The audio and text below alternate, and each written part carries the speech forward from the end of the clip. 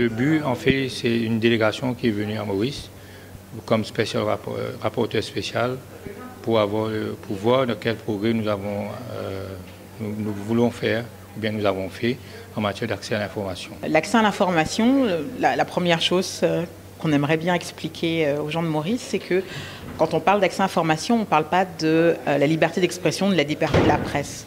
L'accès à l'information, c'est la possibilité pour chaque citoyen de savoir comment les choses sont gérées par l'État. Par exemple, comment sont passés les marchés publics. Par exemple, avoir accès à son dossier médical. Par exemple, savoir comment on peut obtenir une bourse. Donc ça peut, sur tous les gestes du quotidien, en fait, c'est l'information qui nous permet d'exercer tous les autres droits, le droit à un procès équitable. Si je ne sais pas ce qu'il y a dans mon dossier, ce qu'on a contre moi, je ne sais pas ce que c'est. Donc en fait, c'est vraiment tous les domaines de la vie. Et ça, c'est pour ça que c'est un droit qui a été extrêmement discuté. Et nous sommes dans le cadre d'une délégation de Madame la rapporteure spéciale sur la liberté d'expression et l'accès à l'information, qui est auprès de la Commission africaine des droits de l'homme et des peuples.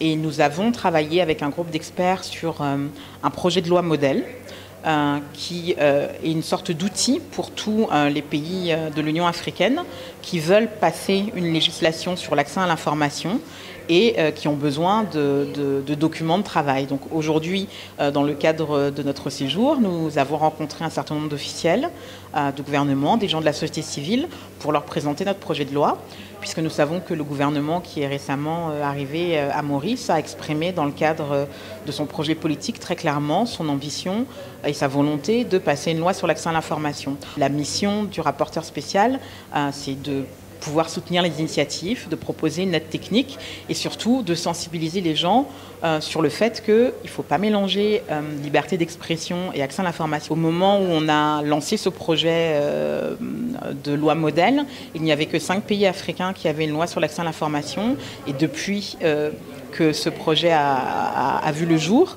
que ce projet de loi, enfin cette loi modèle a vu le jour, maintenant il y a 15 pays.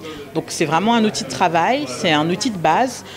Nous avons beaucoup d'espoir que la société civile s'en emparera aussi pour se rendre compte à quel point ça peut faciliter.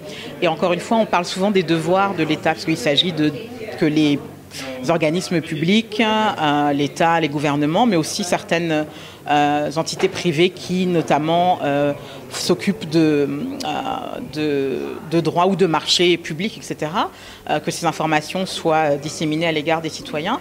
Ça aide aussi à une meilleure gouvernance, parce qu'il va de soi que si on fait une politique d'aide à la population ou de transmission de certaines choses à la population et que la population n'est pas au courant, la politique n'est pas appliquée. Les Mauriciens sont fiers de leur système politique et du fait qu'il y a des transitions démocratiques, mais la démocratie aussi, pour qu'elle soit pleinement appliquée, c'est aussi faire en sorte que toutes les informations qui sont disponibles soient à une portée facile, pas seulement aux gens qui sont forcément éduqués, pas seulement aux gens qui ont des ordinateurs, mais que ça soit vraiment à la portée du citoyen lambda.